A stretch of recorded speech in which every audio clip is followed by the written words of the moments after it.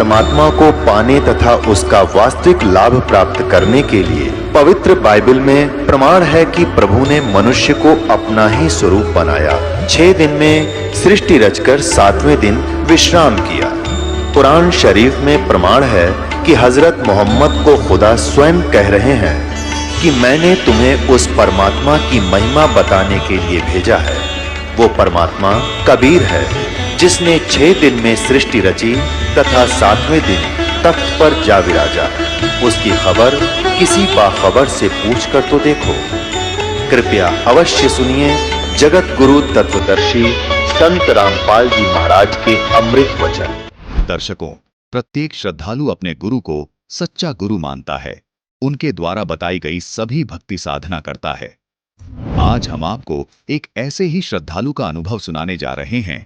ये हैं मधुकर जी, जो पहले हंसा देश पंथ में सतपाल जी महाराज से जो साधना प्राप्त हुई उसकी दृढ़ता से 10 साल तक करते रहे, जिसके दौरान उन्हें कोई खास लाभ प्राप्त नहीं हुआ। उसी दौरान इन्हें संत रामपाल जी महाराज जी के बारे में जानकारी प्राप्त हुई तो पहले इनके पिताजी ने सतलोक आश्रम बरवाला में जाकर नाम दीक्षा प्राप्त की, जिसके बाद मधुकर जी ने भी नाम दीक्षा प्राप्त की। उसके बाद तो इनके जीवन में खुशहाली ही खुशहाली छा गई। इन्हें नशे की बुरी लत से भी निजात मिली और इनके जीवन में आने वाली आपत्ति में परमात्मा से जीवन दान मिला। इनकी पत्नी बहुत समय से शारीरिक कष्टों से परेशान थी। संत रामपाल जी महाराज जी की भक्ति प्राप्त होने के बाद उन्हें सभी शारीरिक कष्टों से भी राहत मिली। आइए अब सुनते हैं संत रामपाल जी महाराज से दीक्षा लेकर खुशहाल जीवन जीने की सच्ची कहानी, मधुकर जी की अपनी जुबानी। सर नमस्कार। नमस्कार सर। सर क्या नाम है आपका? मधुकर यादव सर। मधुकर जी आप कहाँ से आए हो? सर मैं लुधियाना पंजाब से आया हूँ। सर संत रामपाल जी महाराज जी से जुड़ने से पहले आप क्या भक्ति साधना ही करते थे? सर मैं सतपाल जी महाराज से नाम दीक्षा लेके भक्ति करता था। कितने साल तक आपने भक्ति की? सर मैं उनके यहाँ 10 साल किया था। क्या आपको कोई विशेष लाभ भी मिला वहाँ से? नहीं सर, कोई विशेष लाभ नहीं मिला सर। तो फिर सर आपको संत रामपाल जी महाराज जी के बारे में कैसे पता चला? सर हमको संत रामपाल जी महाराज की शरण में आने के एक भक्त थे जो है शिव शंकर दास भगत जी, वो हमारे पिताजी को आगे बताए कि आप बरवाला में जाइए, संत रामपाल जी महाराज आए हुए पूर्ण परमात्मा, उनसे नाम दीक्षा लेके भक्ति करो और अपने बच्चों का भी कल्याण करवाओ। तो सर पापा जी हमारे और हमारा लड़का बड़ा वाला गया जो है संत रामपाल जी महाराज की शरण में बरवाला जाके नाम दीक्षा लिया और जो है भक्ति की। तो फिर पापा हमारे आए तो बोले बेटा चले जाओ बरवाला, वहाँ पर संत रामपाल जी महाराज आए हुए हैं, नाम दीक्षा लेके भक्ति करो। मैं कहा मैं भक्ति कर रहा हूँ, मैं सतपाल जी महाराज को अपना गुरु बनाया हूँ और आपने छोड़ दिया और हमको भी छुड़वा रहे हैं। तो बोले बेटा संत रामपाल जी महाराज पूर्ण परमात्मा आए हुए हैं। तो मैं कहा मैं कैसे यकीन कर लूँ कि संत रामपाल जी महाराज पूर्ण परमात्मा है और सतपाल जी महाराज जो है पूर्ण परमात्मा नहीं है। बोले बेटा ये जो है ग्रंथ हमारे जो है हमको जो है सारा जो है प्रमाणित है कि जो तत्वदर्शी संत है उससे नाम दीक्षा लेके भक्ति करने से पूर्ण मोक्ष प्राप्त होता है। तो बोले जो है कि अगर आपको यकीन नहीं है कि संत रामपाल जी महाराज परमात्मा है तो आप जो है परमात्मा से परीक्षा ले लो। मैं कहा ठीक है कोई बात नहीं सर। तो फिर हमने सर एक दिन रात में जो है सोने जा रहे थे तो मैं ऐसे ही जो है अपने मन में जो है कहा, मैं कहा अगर पूर्ण परमात्मा संत रामपाल जी महाराज हैं तो आज रात में हमको सपने में दर्शन देंगे, या सतपाल जी महाराज हैं तो वो हमको जो है दर्शन देंगे। तो सर उसके बाद फिर हमने ये करके जो है सो गया। तो फिर सतपाल जी महाराज का तो पता नहीं लगा सर कहीं कि कहाँ गए हो। संत रामपाल जी महाराज कबीर साहब के रूप में जो है गुरु और गोविंद की जो फोटो है मालिक की, उसमें हमको दर्शन दिए। बोले बेटा तुम क्या सोच रहे हो, कुछ मत सोचो, जाओ बरवाला में नाम दीक्षा लेके भक्ति करो। सर आपको इतना अद्भुत लाभ मिला है कि आपको संत रामपाल जी महाराज जी ने दिखाया कि वही पूर्ण संत है, वही सच्चे संत है। तो सर संत रामपाल जी महाराज जी व सतपाल जी महाराज के ज्ञान में आपको क्या भिन्नता नजर आई? सर जी उनके ज्ञान में सतपाल जी महाराज में कहते हैं गुरुर ब्रह्मा गुरुर विष्णु गुरुर देवा महेश्वरा गुरुर साक्षात पार ब्रह्म तस्मै श्री गुरुवे नमः। तो मैं उस पार ब्रह्म की जो है खोज में था कि वो पूर्ण ब्रह्म पार ब्रह्म है कौन।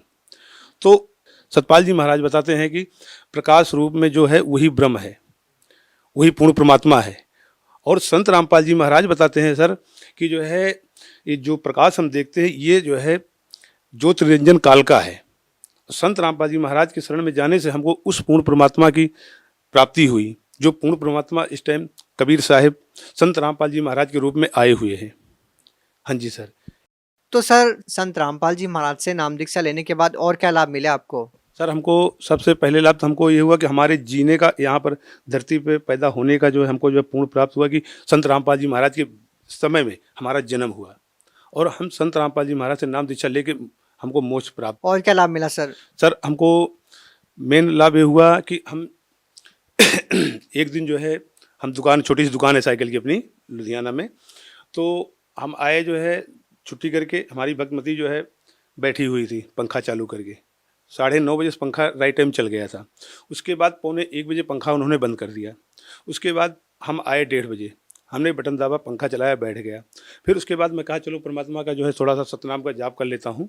तो हमने बैठ के जो है संत रामपाल जी महाराज की फ़ोटो लगाई हुई है, वहाँ पर उनके ध्यान दे के जो है हम संत रामपाल जी महाराज की तरफ से सतनाम का सुमरण करने लगे और हम थोड़ा सा हट के बाहर चले गए, 4 पहिए पे ही हट गए। वहाँ पर देख रहा हूँ कि हमारा वो पंखा जो है नीचे टूट के जो है तार सहित लेके गिर गया। तो परमात्मा जो है हमको हमारी ऐसे रक्षा किए। नहीं, रोज़ हम उसी के नीचे सोते थे, वहीं बैठते थे, बच्चे भी आते थे, भंडारा साथ में करते थे।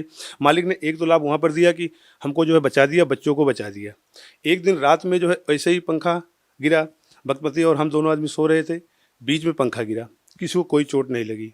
और इसके बाद जो है हमको लाभ हुआ कि संत रामपाल जी महाराज की दया से जो है हमारी पत्नी को कमर में दर्द था, तो वो जो है हम उनको लुधियाना में कई जगह डॉक्टरों को दिखाया, गाँव में दिखाया। तो उसके बाद जो है दवा कराते कराते मैं थक गया। तो फिर एक दिन मैं गया जो है दवा लेके आया 12 बजे के लमसम और नीचे जाके बैठ गया। तो भगमती हमारी पत्नी आई, बोली जो है भगत जी हमारे कमर में दर्द बहुत हो रहा है। मैं कहा देखो भाई, मैं दवा करा करा के शकल से हार गया हूँ। फिर बोले मैं क्या करूँ? मैं कहा ऐसा करो आप, हम संत रामपाल जी महाराज के शरण में जाओ, आप जो है उनसे नाम दीक्षा लो, भक्ति करो, उसके बाद परमात्मा जो है ठीक करेंगे। वो परमात्मा संत रामपाल जी महाराज से नाम दीक्षा लेके भक्ति किया। उसके बाद जो है जो हम दवा लेके आए थे 500 रुपये की दवा, उसके बाद उसने जो है फेंक दिया जो है कबाड़ में। गई जहाँ हम दंडवत प्रणाम करते हैं मालिक को, संत रामपाल जी महाराज को, वहाँ पर जो है वो दंडवत प्रणाम किया। उसके बाद संत रामपाल जी महाराज को याद किया, रोई मालिक से, संत रामपाल जी महाराज से कि परमात्मा हमारा कोई नहीं है इस दुनिया में, आपके अलावा कोई नहीं है। एक पति है, वो भी जो है जवाब दे दिया।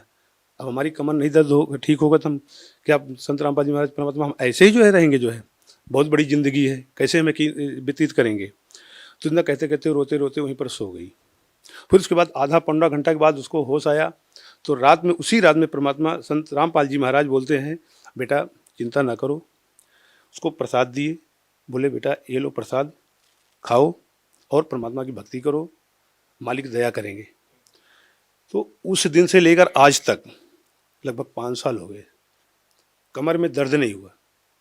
ऐसे पेट में जो उसको जो दर्द था, जिसको धरन कहते हैं यहाँ पंजाब में, हमारे यहाँ पुतनाड़ कहते हैं, जो वो जो है लगभग 1.5-2 साल से वो जो है परेशान थी। गले में उसके पानी तक नहीं जाता था, खाना तो खाने की बात छोड़ दीजिए। फिर उसके बाद सर परमात्मा संत रामपाल जी महाराज से हम जो है अरदास लगाए कि परमात्मा ऐसी ऐसी दिक्कत है। तो संत रामपाल जी महाराज बोले बेटा भक्ति करो, मर्यादा में रहो, मालिक दया करेंगे। तो सर ये फ़ायदा हुआ, तब से पुतनाड़ भी इसको ठीक हो गई।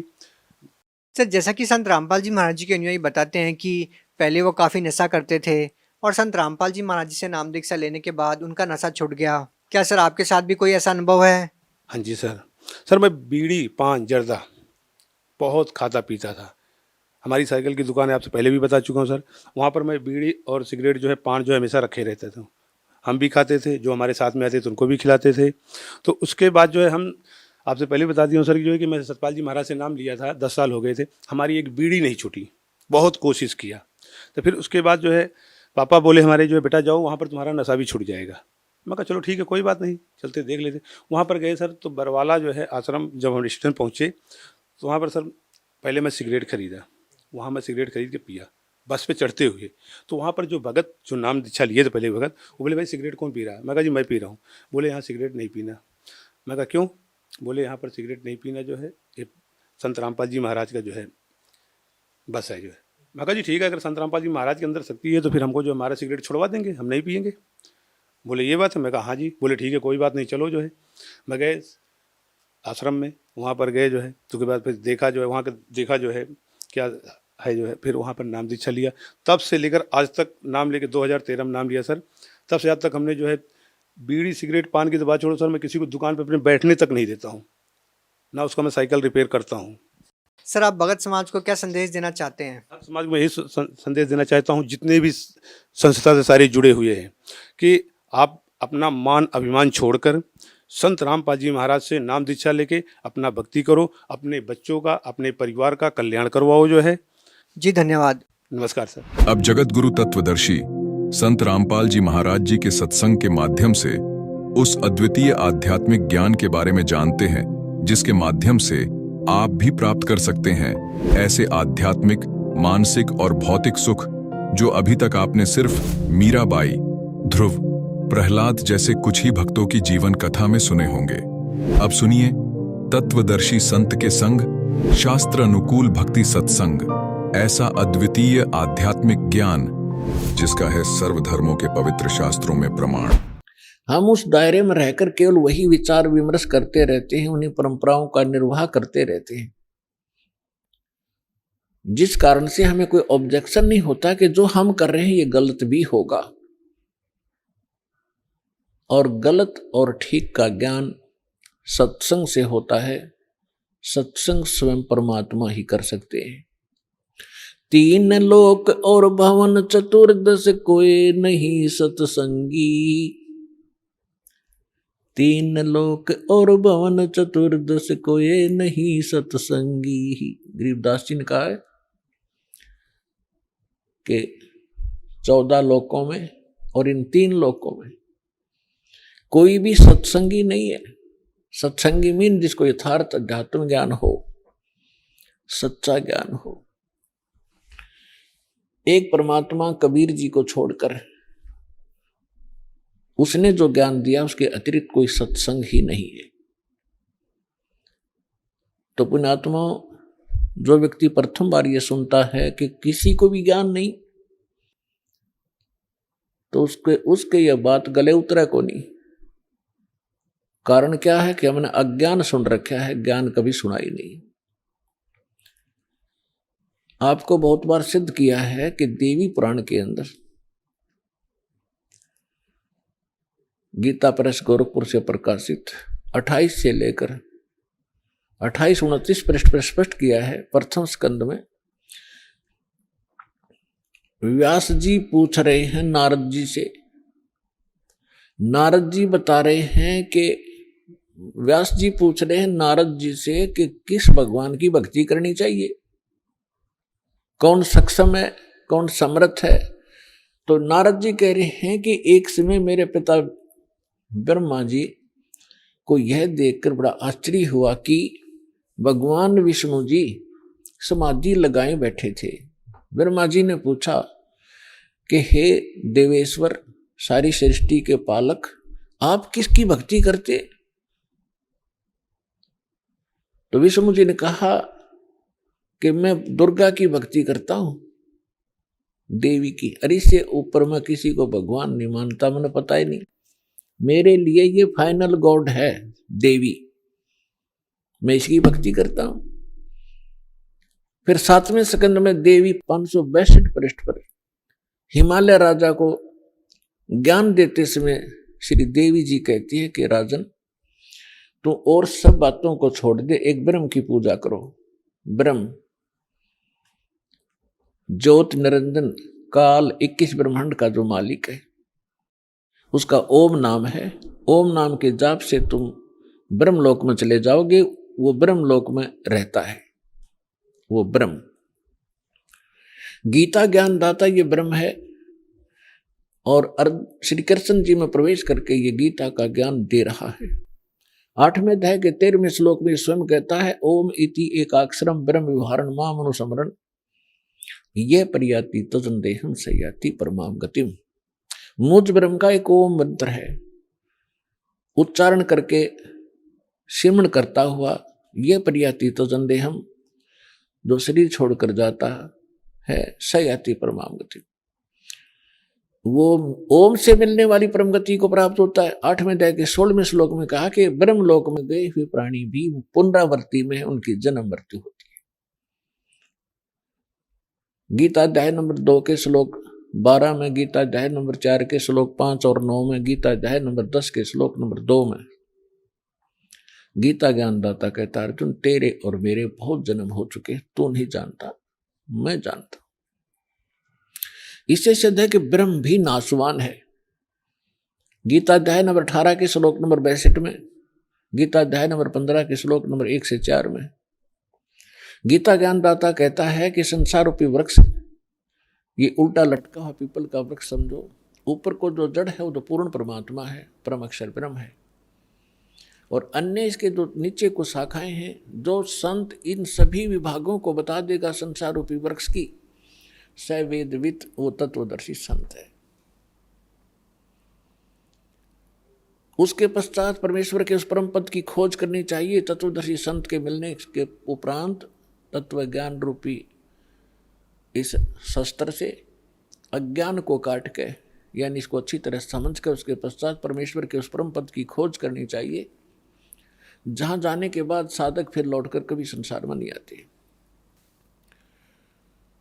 18वें अध्याय के 62वें श्लोक में कहा कि अर्जुन तू सर्वभाव से उस परमेश्वर की शरण में जा, उसकी कृपा से तो परम शांति को और सनातन परम धाम यानी शाश्वत स्थान अमर लोक को प्राप्त होगा, जहां जाने के बाद साधक फिर लौटकर कभी संसार में नहीं आते, उनकी जन्म मृत्यु नहीं होती। तो पुण्यात्माओं, इसे सिद्ध हो गया कि न ब्रह्मा को ज्ञान, न नारद को ज्ञान, न व्यास को ज्ञान। व्यास जी इज द राइटर ऑफ 4 वेद, 18 पुराण, श्रीमद् भगवत गीता, इन सब का राइटर है, लेकिन उसको स्वयं नहीं पता कि परमात्मा कौन है। विष्णु जी को नहीं मालूम, वो दुर्गा को सर्वश्रेष्ठ मानता है, और दुर्गा जी कहती है ब्रह्म की पूजा करो, ब्रह्म कहता है परम अक्षर ब्रह्म की पूजा करो। तो ये ज्ञान परमेश्वर देता है, और इससे सिद्ध हो जाता है 3 लोक और भवन चतुर्दश कोई नहीं सत्संगी। उस सत्संग को सुनाने के लिए परमेश्वर आते हैं। परमात्मा 4 युगों में आते हैं।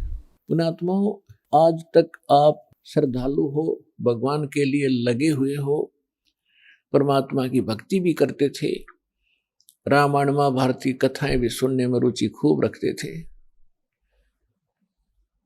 लेकिन वो अज्ञानी गुरु, वो संत मंडलेश्वर आचार्य, शंकराचार्य, ब्राह्मण हमारे को लोक वेद सुनाया करते थे।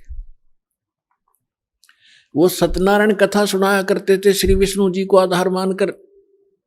सत्यनारायण का अर्थ होता अविनाशी परमात्मा।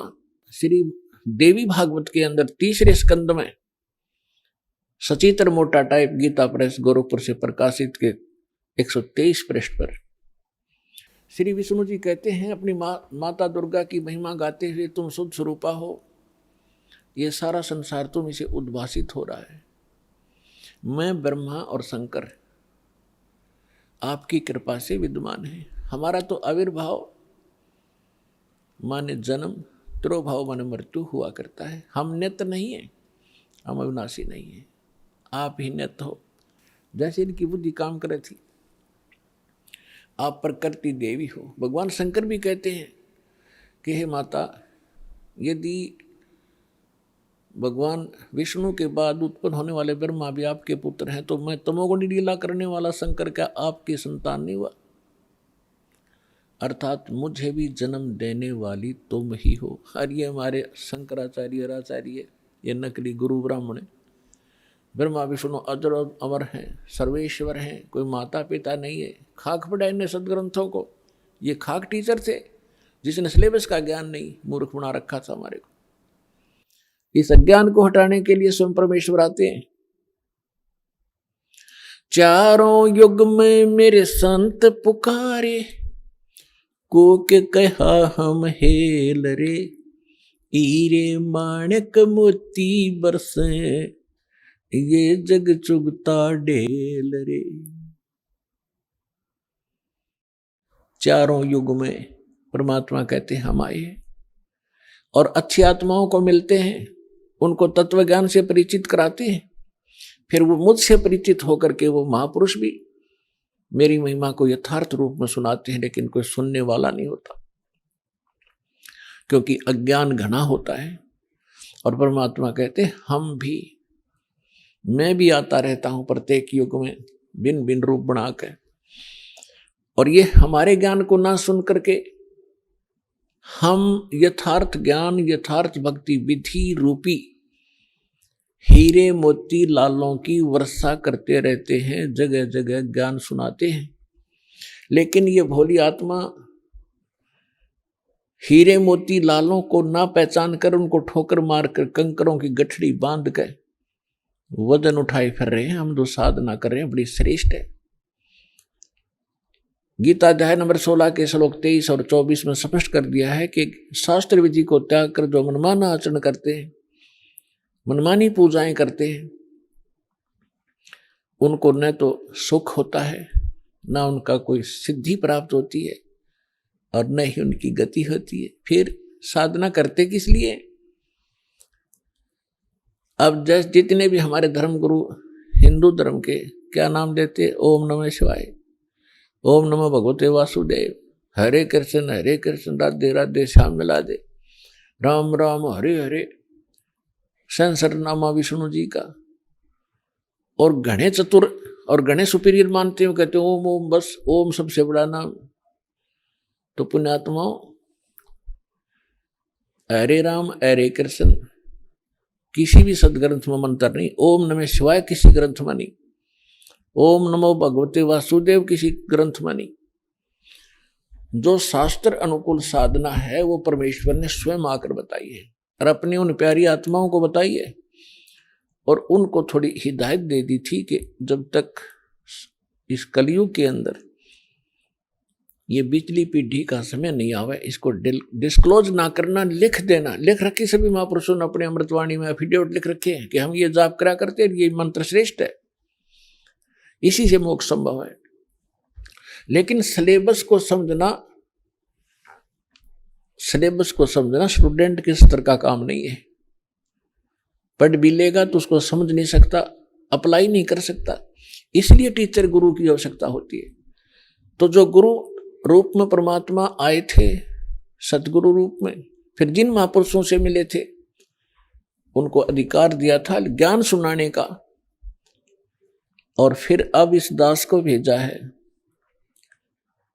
इस पूरे कंप्लीट कोर्स को आप तक पहुंचाने के लिए, आपका मोक्ष कराने के लिए, क्योंकि अब वो समय आ गया। नहीं तो इस दास से बड़े बड़े महापुरुष पहले हुए हैं, लेकिन उस समय नहीं था, क्योंकि आप अशिक्षित थे, और अशिक्षा का लाभ ये नकलियों ने हमारा उठाया। ये संस्कृत बोलते रहे, हमने सोचा बड़े विद्वान हैं, इन्होंने खूब जाना होगा सदग्रंथों को। हमने परमात्मा को भी ठुकरा दिया, जिसमें 600 वर्ष पहले वो आकर ये ज्ञान सुनाया करते थे, जो आज सभी सदग्रंथों में ज्यों का त्यों पाया। तो पुण्यात्मा, 100 शुक्र मनाना उस परम पिता के। वहां ये आए, यहां आकर के उन्होंने कितने कष्ट झेले हमारे लिए। परमात्मा के उसी इतिहास को जो 600 वर्ष पहले परमेश्वर कबीर जी यहाँ आए थे, ये ज्ञान सुनाया करते थे, जो दास आज उसी परम पिता का दिया हुआ एज इट इज आप तक पहुंचा रहा हूं। अपनी तरफ से इसमें कोई मिलावट नहीं कर सकता, क्योंकि जीव का जो ज्ञान होगा वो घटिया होगा, परमात्मा का ज्ञान वो सत्य होगा। तो वो सत्य ज्ञान आप तक पहुंचा रहा हूं, ये सत्संग कर रहा हूं। परमात्मा ने सत्संग किया था, या उन महापुरुषों ने जो भगवान से मिले थे, लेकिन उनको रिजेक्ट कर दिया हमने, क्योंकि हम बालक थे, हम अशिक्षित थे, अनजान थे। आज परमात्मा ने आपको अक्षर ज्ञान कराया। ये अक्षर ज्ञान आपके लिए विष है।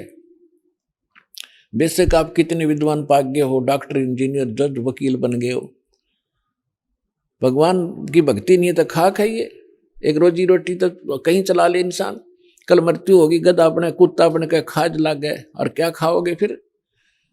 आपको केवल इस ही जीवन का ज्ञान है, आपको भविष्य का, आगे का नहीं। आगे के ज्ञान बिना ये खाक ज्ञान है फिर। तो ये ज्ञान देना जरूरी था। मालिक को मालूम था कि बिगड़ेंगे, ये अहंकार हो गया आपके अंदर, 2 कौड़ी का 2 छोटा सा पोस्ट मिल जाए फूला नहीं समाता, और कल मृत्यु होकर गधा बन जाए, क्या क्या रे माटी होती है उसकी। तो परम, और पहले आप देखो पिछले इतिहास उठा के हमारे पूर्वजों के, कितने विनम्र थे, कितनी दया थी उनके अंदर, कितने नेक विचार थे। और आज हम किस स्तर पर पहुंच चुके, इस विद्या की देन है। लेकिन मालिक को मालूम था कि मेरा ज्ञान ऐसा है, इनको फिर सेट कर देगा, लेकिन शिक्षा प्राप्त हुए बिना ये मुझे समझ नहीं सकते, इनका कभी कल्याण नहीं हो सकता। इसलिए आपको ये अक्षर ज्ञानदाता ने अनिवार्य समझा, तभी आपसे आने नहीं दिया, निस आग को आपके निकट नहीं आने दिया, 4 युग चले गए। अब इसका हम फायदा उठाएंगे। अब हम बकवादों में चल पड़े, टीवी देखते हैं, बेहुदे ढंग के कपड़े पहनते बहन बेटियां भी, और इसको बड़ा विकास मानते हो, अच्छे घरों की लड़कियां हैं, ये खाक है, ऐसे कार्टून बनकर निकलती हैं घर से, लड़के भी लड़कियां भी। तो इस विद्या की देन है ये।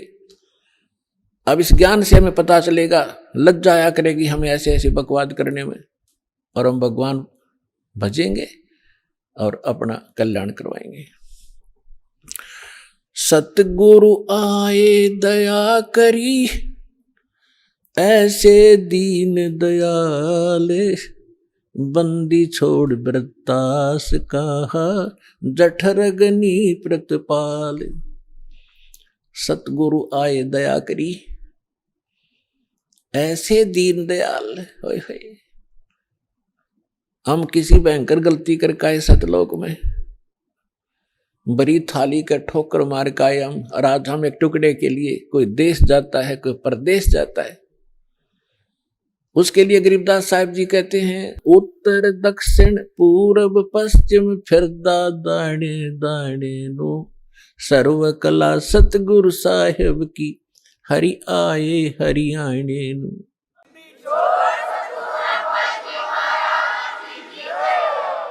अपने आत्माओं, जो गुरु बचन पर डट गए कट गए फंद 84 के,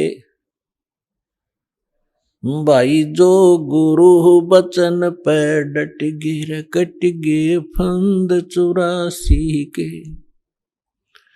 भाई जो गुरु बचन पर डट गए कट गए फंद 84 के, कट गए फंद 84 के, कट गए फंद 84 के, भाई जो गुरु बचन पे डट गए कट गए फंद 84 के।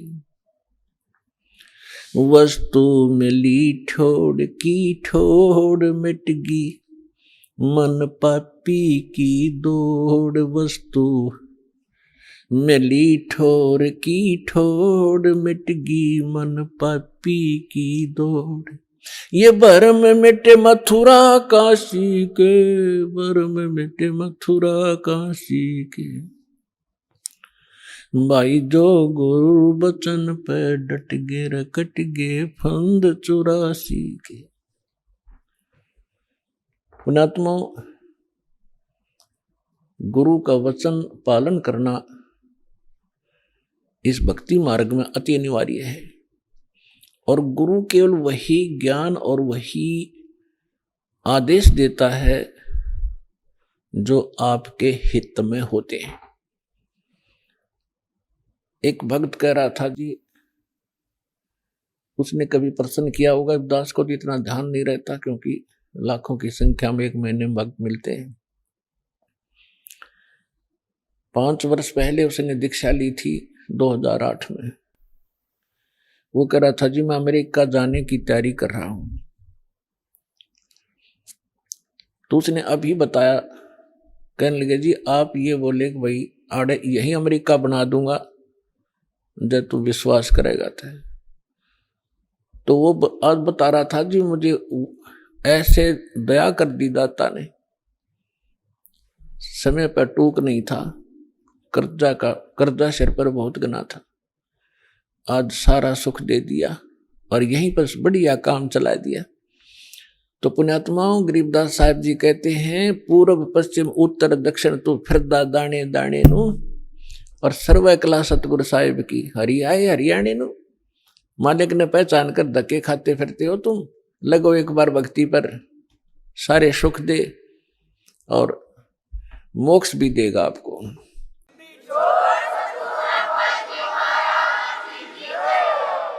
पुण्यात्माओं, सबसे पहले हमने अपने लाल की परख करनी होगी कि जिस लाल को हम लिए फिरते हैं ये वास्तव में लाल है भी कि नहीं।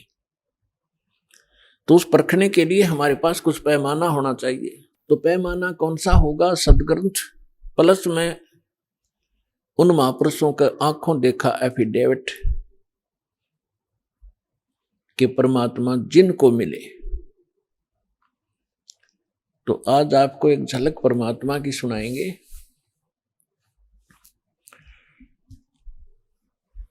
परमेश्वर कबीर जी के प्रगट के विषय में बहुत सी भ्रांतियां समाज में इन नकलियों ने फैला रखी है। क्या फैला रखी है कि कबीर साहब किसी विधवा ब्राह्मणी के घर कोख से जन्म हुआ था, वो शर्म के मारे बाहर डाल आई। ये बकवाद है और उन दुष्ट लोगों की बनाई हुई कहानियां हैं जो भगवान से हमें दूर रखना चाहते थे, लेकिन वास्तविकता इसके बिल्कुल विपरीत है। परमात्मा स्वयं कहते हैं, अवधू अवगत से चला आए, मेरा कोई भेद मर्म ना पाया। ना मेरा जन्म ना गर्भ बसेरा, बालक बन दिखलाया। काशी नगर जल कमल पडेरा, तहां जुलाहे न पाया। मात पिता मेरे कछु नाही, ना मेरे घर दासी। जुल्हे का सुत आने कहाया, जगत करे मेरी हांसी। स्वयं परमात्मा ने आके बताया कि मेरे कोई मात पिता नहीं थे और किसी कारण से मैं प्रत्येक युग में अपने बच्चों को संभालने के लिए ये लीला किया करता हूं। परमात्मा प्रत्येक युग में ऐसी ही लीला करते हैं।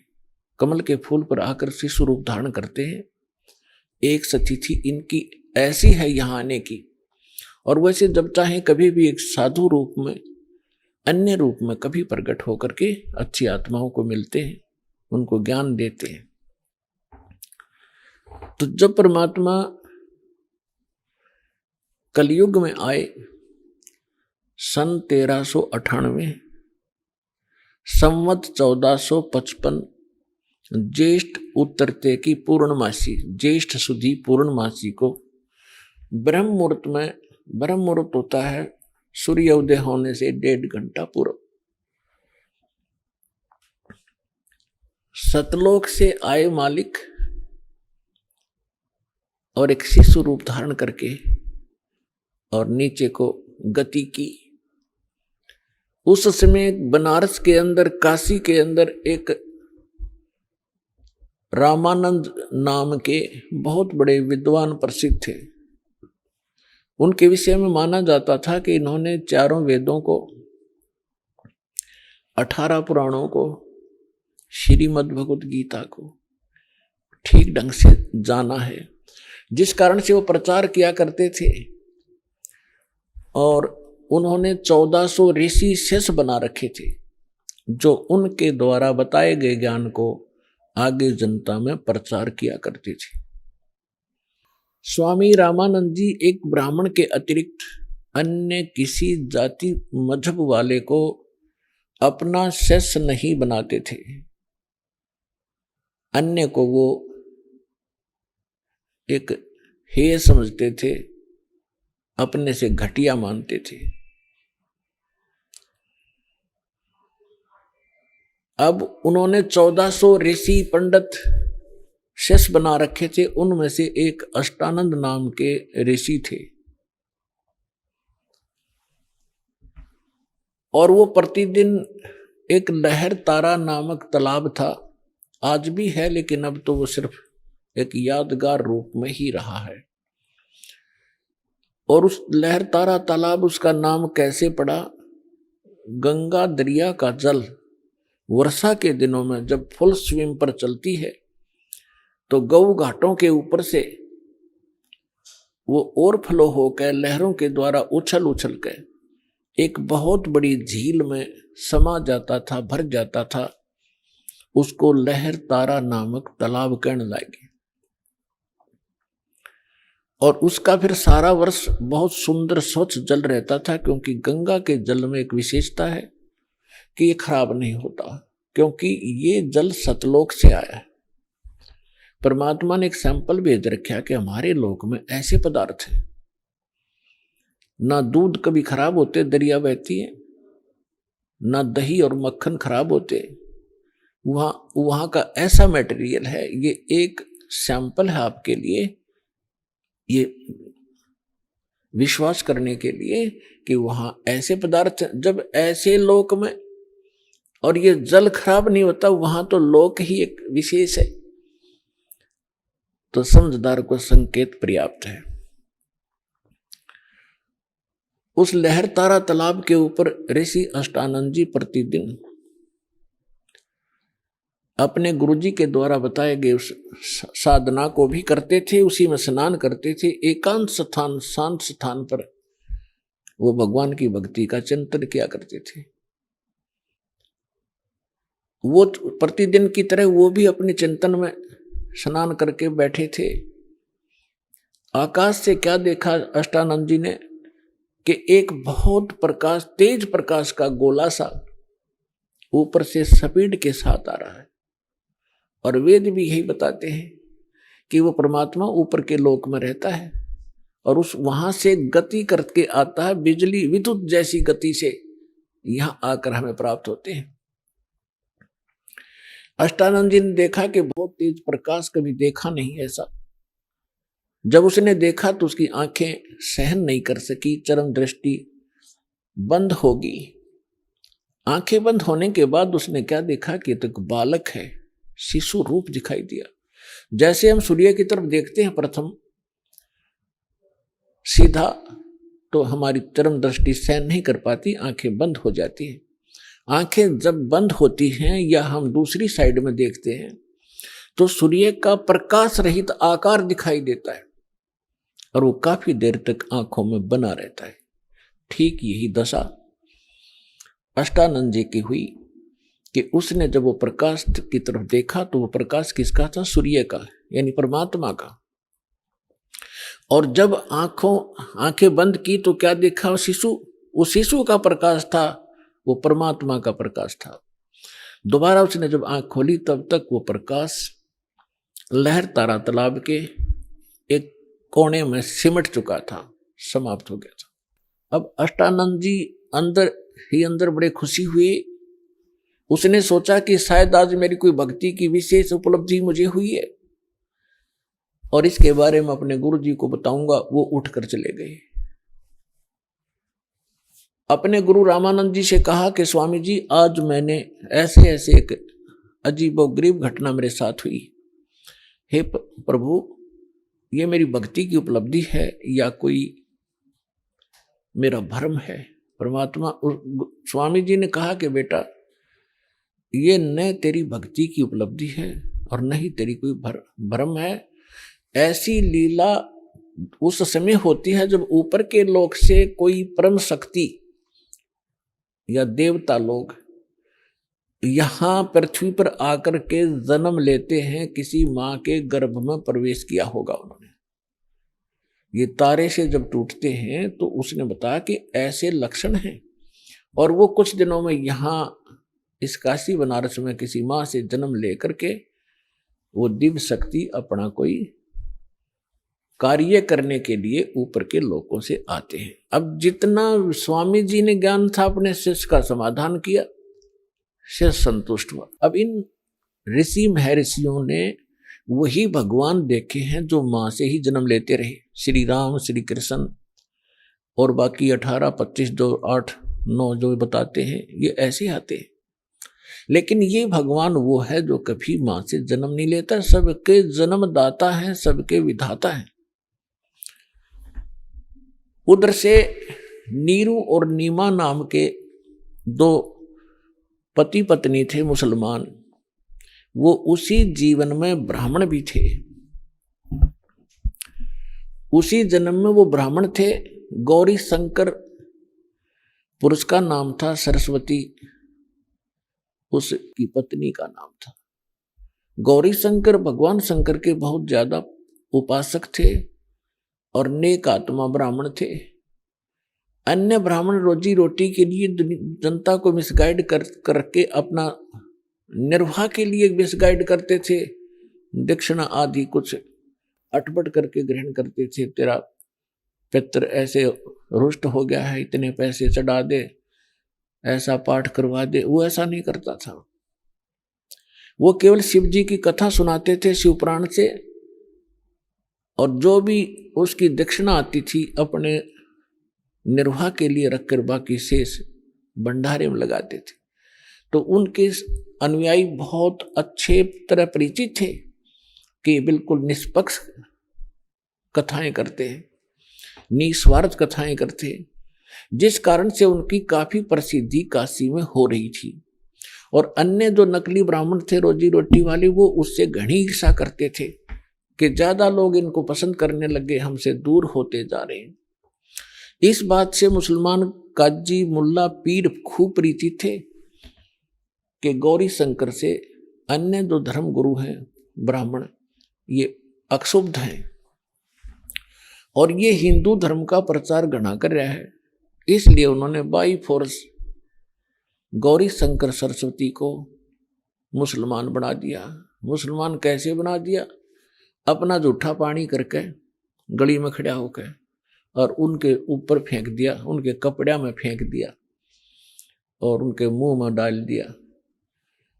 तो अन्य जो ब्राह्मण थे वो तो इसी दाव में थे। किसी दिन यूँ फंसे, सबने मुनादी करा दी, गौरी शंकर मुसलमान बन गया है, उसको जाति से डाल दिया है, उसका गंगा में स्नान करना बंद कर दिया है।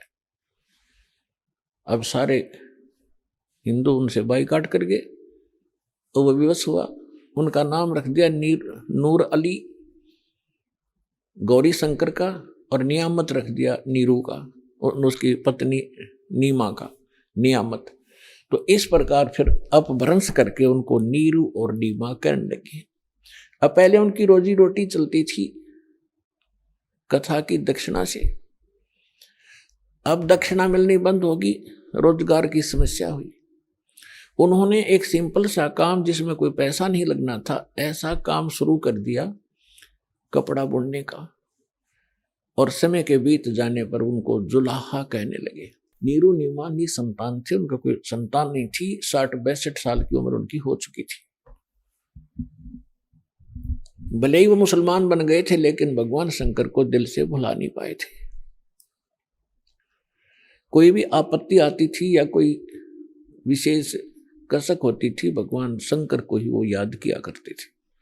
भले ही वो मुसलमान रीति को भी निर्वाह कर रहे थे, उसको भी चल रहे थे। अपने आत्मा उनको संतान नहीं थी। अब जो उस समय एक ऐसी धारणा समाज में फैला रखी थी नकली ब्राह्मण गुरुओं ने कि जिसके संतान नहीं वो सबसे निकम्मी आत्मा है, उसकी सुबह सुबह दर्शन भी नहीं होने चाहिए। तो जिस कारण से जिनके संतान नहीं होती थी वो खूब समझते थे कि सामने वाला बाइकाट कर गया, गली बदल गया, रास्ता चेंज कर गया, मुझे देखकर वो बहुत कुड़ कर अपना जीवन व्यतीत किया करते थे।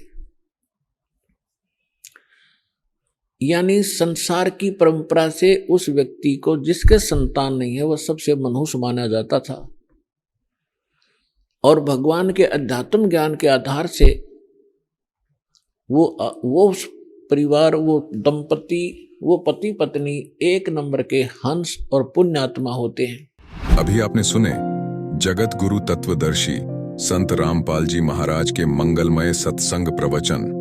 आइए अब सुनते हैं उन भक्तों के अनुभव जिन्होंने संत रामपाल जी महाराज के प्रमाणित ज्ञान से प्रभावित होकर नाम दीक्षा लेकर अनेकों लाभ प्राप्त किए। दर्शकों, आज आपको गोपाल दास जी का अनुभव सुनाते हैं। गोपाल दास जी 10 साल तक पूर्ण परमात्मा की खोज में लगे रहे, लेकिन इन्हें कोई रास्ता नजर नहीं आया। गोपाल दास जी गुरु बनाना चाहते थे, लेकिन इन्होंने किसी को भी अपना गुरु नहीं बनाया, क्योंकि इनके सवालों का जवाब कोई भी संत महात्मा नहीं दे पा रहा था। गोपाल दास जी की परमात्मा की खोज तब खत्म हुई जब इन्हें संत रामपाल जी महाराज के एक शिष्य से भक्ति सौदागर का संदेश नामक पुस्तक मिली, जिसे पढ़ते ही गोपाल दास जी की दुनिया ही बदल गई। जिस परमात्मा की खोज गोपाल दास जी सालों कर रहे थे, उनकी वो खोज 1 मार्च 2009 को पूरी हुई, जब इन्होंने संत रामपाल जी महाराज से नाम दीक्षा ली। संत रामपाल जी महाराज से नाम दीक्षा लेने के बाद गोपाल दास जी को अद्वितीय लाभ मिले। दर्शकों, जमीन के मुकदमे सालों साल चलते हैं और ऐसा भी होता है कि मुकदमे चलते हुए इंसान इस दुनिया को छोड़कर चला जाता है। लेकिन हैरानी की बात है कि गोपाल दास जी की हक जमीन जो उनके भाई ने उन्हें देने से इनकार कर दिया था, वो जमीन भी संत रामपाल जी महाराज की कृपा से इन्हें सहज में मिल गई। आइए अब सुनते हैं गोपाल जी की कहानी, उनकी अपनी जुबानी। नमस्कार सर। नमस्कार। सर क्या नाम है आपका? मेरा नाम गोपाल दास। सर कहाँ के रहने वाले हैं आप? मैं उत्तराखंड नेपाल बॉर्डर। सर संत रामपाल जी महाराज से नाम दीक्षा आपने कब ली? 1 मार्च 2009 को लिया था। सर संत रामपाल जी महाराज से नाम दीक्षा लेने से पहले आप क्या भक्ति साधनाएं करते थे? सन 2000 से मुझे लगन लगी थी।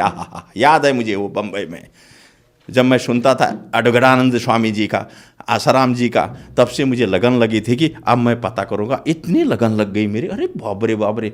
मैं जितने भी संत दिल्ली बम्बई जहाँ हो उनको वहाँ जाके अटेंड करता था सत्संग सुनने के लिए, सिर्फ ओनली ड्यूटी में एब्सेंट करके 15-15 दिन। जैसे सतपाल जी महाराज का गुड़गांव में हो गया, 1 हफ्ता ड्यूटी में नहीं गया मैं। जैसे आसाराम जी का बम्बई में हो गया, मैं बम्बई जी में जाके अटेंड करता था। कृष्ण मिर्दुल जी बिंद्रावन के, उनको सत्संग सुनने के लिए मैं ड्यूटी एब्सेंट करके वहाँ जाता था। मैं पूजा भी करता था राम की। बोला मुझे उस परमात्मा से मिला जो सबसे सर्वशक्तिमान है, ये भक्ति करता था मैं। भक्ति यही करता था, मेरे 24 घंटा मेरा ये मुख से वचन आता था, उस पर सबसे बड़ा भगवान कौन है, इसमें मैं रह गया। इसलिए 10 साल तक गुरु धारण नहीं किया। मेरे दोस्तों ने सबने किया, मैंने नहीं किया। सर आपने बताया कि आप सबसे बड़े भगवान की खोज में थे। उसके लिए आप सभी संतों के पास गए, सुधांशु जी के पास गए, आसाराम जी के पास गए। किसी ने राम को बड़ा बताया, किसी ने दुर्गा माता को, किसी ने श्री कृष्ण जी को बड़ा बताया। तो सर आपकी ये खोज पूरी हुई, आपको सबसे बड़ा भगवान मिला। जैसे मुझे 2009 में वो बुक मिली, भक्ति सौदागर बुक मिली 2009, 1 फरवरी कालिका मंदिर ओखला में तेजेंद्र भगत जी ने मेरे हाथ में बुक पकड़ाई। सेंट्रल बैंक का मैनेजर है वो आदमी, दिल्ली में। बुक पकड़े, जैसे मैंने वो बुक देखा, अरे तेरी 8-10 पेज क्या पढ़ा था मैंने। रात को फ़ोन किया उसको, हे भगवान, भगवान तो ये है भाई, मिल गया मुझे। अब पता चला ये तो इतने बड़े भगवान। उसको मैंने फ़ोन किया रात को, मुझे ले चलना है वहाँ आश्रम ले, तो अब पहला गुरु धारण करूँगा। इसी चक्कर में मैं था। अब मुझे पता चला कि सबसे बड़ा सर्वशक्तिमान भगवान कौन है। उन्होंने बोला अच्छा अभी सो जाओ, मैं तुम्हें कार में मेरे ले जाऊंगा, नाम दिलाऊंगा। फिर उन्होंने मुझे 1 मार्च को अपनी कार में बोला संत रामपाल जी के आश्रम में वहाँ ले गए और उन्होंने नाम दीक्षा मुझे दिला दी। सर आपने बताया कि आपने सभी संतों के 10 साल तक सत्संग सुने, लेकिन किसी को अपना गुरु नहीं बनाया, क्योंकि आप एक खोज में थे कि मेरे को सबसे बड़ा भगवान मिले। और संत रामपाल जी महाराज की शरण में आने के बाद आपकी वो खोज पूरी हुई। तो संत रामपाल जी महाराज से नाम दीक्षा लेने के बाद क्या आपको कोई लाभ भी मिले? जैसे मैंने नाम लिया वहाँ से 1 मार्च को, उस दिन से मैं 4 महीने फर्स्ट नाम जो दिया गुरुजी ने, जो मैं याद है मुझे, जो मेरे फंसे हुए पैसे पीएफ में 3 जगह पैसे लकट गए। अरे अचानक नहीं देने वाले, बैंकों में पैसे आने लगे मेरे। मैं तो हैरान रह गया, इतने चंगा हो गया, इतना खुश हो गया मैं। अरे इतनी आनंद क्यों है मेरे को अंदर से। चारों तरफ से पैसे 3 जगह से बैंकों में पैसे आ रहे मेरे, जो कभी नहीं देने वाले थे वो भेज रहे हैं। और 3 जगह पीएफ का पैसा आ गया, जो कभी ठेकेदारी में पीएफ देते ही नहीं है। हे भगवान, ये अक्षर में 4 महीने भी नहीं हुए थे, वो गिना रहा हूँ मैं आपको। अब उसके बाद का आगे का मैं गिनाऊँ, ओहो। फिर मैं गाँव गया नाम लेने के बाद। गांव से पूरी परिवार बीमार थी, दमाद थी वहाँ परिवार को, मिसेज दमाग थी, बच्चा तो फेंट हो रहा था वहाँ, पूरी तरह खा रहा था, नीचे से जा रही थी, पूरा बेहोश पड़ता था बच्चा। जैसे उनको यहाँ लाया, सोने के लिए बिस्तर नहीं था, परिवार साथ में कहाँ रहे। एक रिश्तेदार के घर रहा, वो बोला भाई कपड़ा तो नहीं होंगे, मैं बोला भाई मेरे पास 1000 रुपये, 800 रुपये का मैंने एक रसे गद्दा खरीदा, 200 बच गए भाई मेरे पास। याद है मुझे वो दिन लाजपत नगर में नौकरी लग गई, मेरी मालिक ने पता नहीं नौकरी लगा दिया, ऐसी नौकरी लगा दी। अब वहाँ से शुरू हुआ, नाम भी मिला, नौकरी भी लग गई, रोटी नहीं मिल रही थी, किराए में मकान लिया, किराए में रहता था, फिर अभी में शुरू हो गया किराए में रहना, नौकरी में तरक्की हुई। मैंने 20 साल बम्बई में नौकरी करी, 20 साल की कमाई मैंने भाई को भेजता रहा, उसने ज़मीन गांव में ले ली, मैं गया नहीं गांव में, ले लिया है क्या जाना है, उसने अपने नाम पे ज़मीन कर दी, मेरी भी उसी के नाम पे थी पूरी ज़मीन। फिर मैंने भाई को बोला मेरे नाम पे आप कर दे भाई ज़मीन, और उसने नाम पे ज़मीन नहीं किया मेरे नाम पे।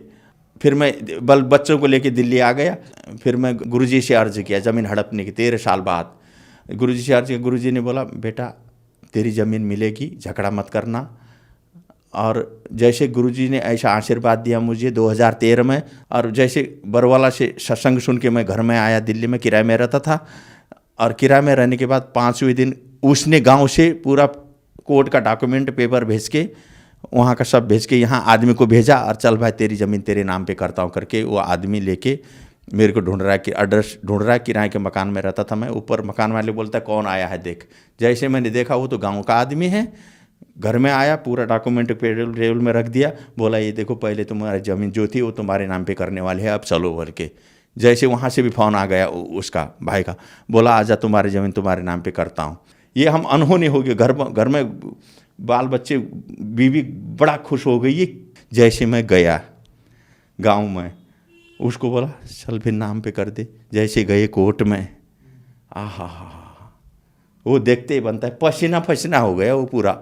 80 लाख की मेरी ज़मीन, आज की नहीं 2013 की बात बता रहा हूँ, 80 लाख की उस टाइम पे वो ज़मीन। अरे 1 लाख तो मांग लेता, 2 लाख 5 लाख तो मांग लेता, पसीना पसीना हो गया कोर्ट में जब नाम में डाल रहा था। हालत खराब होगी उसकी, लेकिन बोल नहीं पा रहा है, मेरे मालिक की कृपा है भगवान। याद है मुझे वो बात। तब से मैं अब इतना विश्वास करता हूँ कि बस तब से मैं लगा हूँ पूरी तरह, मालिक के शरणों में लगा हुआ हूँ। रामपाल जी की कृपा से ये सब बोलने के बाद 5वें दिन ये काम हुआ जो 13 वर्ष से नहीं हो रहा था ये काम। ये है गुरु जी की कृपा, ये है परमात्मा की कृपा, पूर्ण परमात्मा की, जिस परमात्मा की मैं खोज में था। और उसके बाद जो गांव से बच्चा लाया था मैं, आधा मुर्दा बेहोश पड़ने वाला, मैं ड्यूटी जाता था, गली में से आदमी आते थे, कंपनी में फ़ोन करते थे, भाई बेहोश हो गया चल ले जा, फेंट हो गया। 2-4 आदमी लग के हॉस्पिटल ले जाते थे। हमेशा की बात, कंपनी वालों ने भी देखा ये बात, फेंट हो जाता था पूरा तरह बेहोश, जो खाया यहाँ से निकलता था, बिल्कुल गिरा बेहोश, और आँख सफ़ेद, घर में रो पड़ते थे सब, बीबी बच्चे अगल बगल वाले, सफ़ेद आँख हो गई, अरे होश नहीं आ रही है, ये कंडीशन था। 1 साल कलावती हॉस्पिटल में रहा वही बच्चा। फिर मैं गुरुजी के पास ले गया और नाम दीक्षा दिलाया उस बच्चे को भी। रामपाल जी गुरुजी मेरे भगवान ने आशीर्वाद दिया, याद है मुझे, ऐसे ले गया आशीर्वाद दिया वो बच्चे को। उस दिन से वहीं पर बीमार कहाँ रह गई पता नहीं, तब से आज देखो 1st डिवीज़न में पढ़ रहा है, हेल्थी है, बीमार नाम की चीज़ नहीं है। कहाँ उड़ गया वो बीमार, मैं बताओ। 1 साल से कलावती हॉस्पिटल में फेंट होने वाला बच्चा, ये है कमाल का प्रमाण, ये है पूर्ण परमात्मा की ताकत। याद है।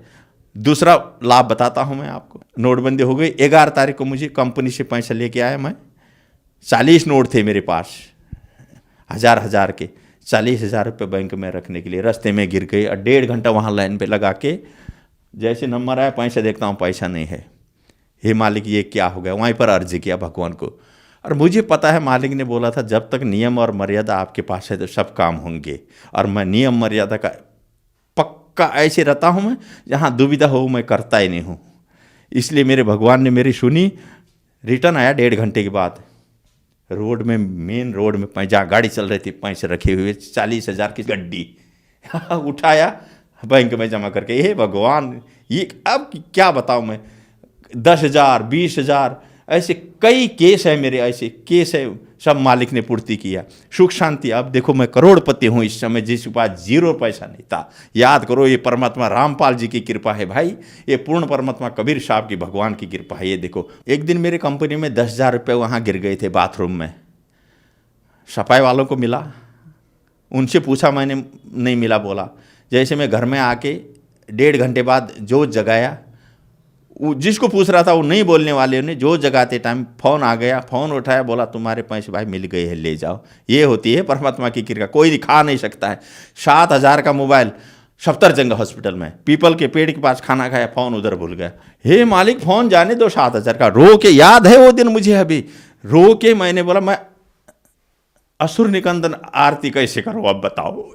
ये इसमें मैं रह गया, मैं किस में करूँ आप बताओ।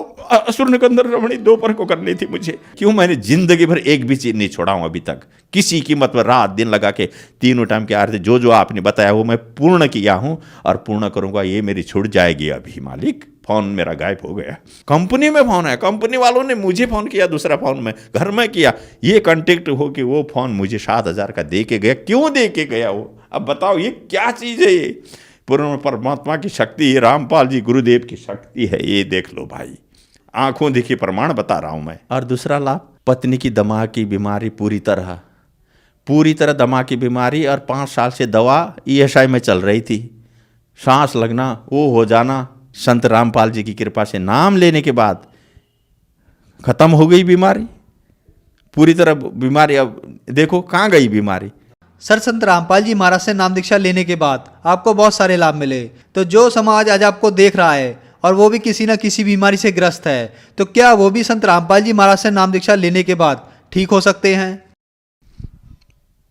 मैं पूरी पृथ्वी के भक्तों को या पूरी दुनिया को ये अनुभव बता देता हूँ मैं आपको। अगर संत पूरी पृथ्वी में जितने भी संत हैं, पूरी पृथ्वी के जितने भी गुरु हैं, जितने भी भगवान हैं, अगर सिर्फ संत रामपाल जी से अगर नाम लो, एक बार प्रैक्टिकल देख लो, नाम लेने के बाद अगर नियम मर्यादा जिसमें बताए गुरु जी वो अगर कर दो, तुम सबके कदम छोएंगे। ये दुख है ना, ये दुख कदमों में रहते हैं, फिर तो दुख होता ही नहीं है ना। में पूर्ण पूर्ण पूर्ण पूर्ण हो जाता है, पूरी तरह पूर्ण होता है नियम मर्यादा में रहने के बाद। ये हमने देखा, ये सभी के लिए हो रहे हैं हमारे आश्रम में। गुरुजी संत रामपाल जी से नाम दीक्षा लेने के बाद। सर, आपने बताया कि आपने सभी संतों के सत्संग 10 साल तक सुने, आपको एक सबसे बड़े भगवान की खोज थी, फिर आप संत रामपाल जी महाराज की शरण में आए, वहां आपकी खोज पूरी हुई। तो हमें आप ये बताइए, उन संतों के ज्ञान में और संत रामपाल जी महाराज के ज्ञान में आपको क्या अंतर दिखा? इसमें मुझे ये लगा, अब उनका ज्ञान तो 2% में नहीं है और गुरुजी का ज्ञान 100% है। संपूर्ण शास्त्रों के आधार पर है गुरुजी के ज्ञान। और वो खुद मिला के देख ले, ब्रह्मा विष्णु महेश से ऊपर से भगवानों को न जानते हैं। वो 8 क्लास की विद्या भी नहीं है, नंबर 1। वो खुद जन्म मृत्यु के चक्कर में है वो भगवान। अब पूर्ण परमात्मा की बात तो बातें अलग हो गई, ऊपर के भगवानों की बातें अलग है। क्षर अक्षर परम अक्षर, ईश्वर परम ईश्वर को तो कोई जानता है नहीं पृथ्वी में। संत जो गीता में पढ़े हुए है, गीता में पूरा लिखा हुआ है, 4 वेदों में है, गीता में है। बताओ, इन ग्रंथों में लिखी हुई चीज़ को भी नहीं समझ पा रहे। इन संतों से क्या, इनको तो अपने ग्रंथों का याद नहीं है, इनको ग्रंथों का जानकारी नहीं है। नंबर 1, गीता के बारे में किसी संत को पता नहीं है। बताओ, बड़े बड़े संतों को देख लो आप, कोई बता नहीं सकता गीता के बारे में। संत रामपाल जी ही बता सकते हैं इन शास्त्रों के बारे में। सर, संत रामपाल जी महाराज से नाम दीक्षा कैसे ली जा सकती है? पूरे हिंदुस्तान में, हर स्टेट में, हर डिस्ट्रिक्ट में पूरे नामदान केंद्र खोले हुए हैं भक्तों के। पूरे भारत की बात कर रहा हूँ मैं, नामदान केंद्र खोले हुए हैं। जो आदमी जिस स्टेट का जिस जगह का रहता है वहाँ पूरा नामदान केंद्र में कांटेक्ट करो, संत रामपाल जी से नाम दीक्षा लो और अपना कल्याण कराओ। धन्यवाद सर। नमस्कार, सत साई।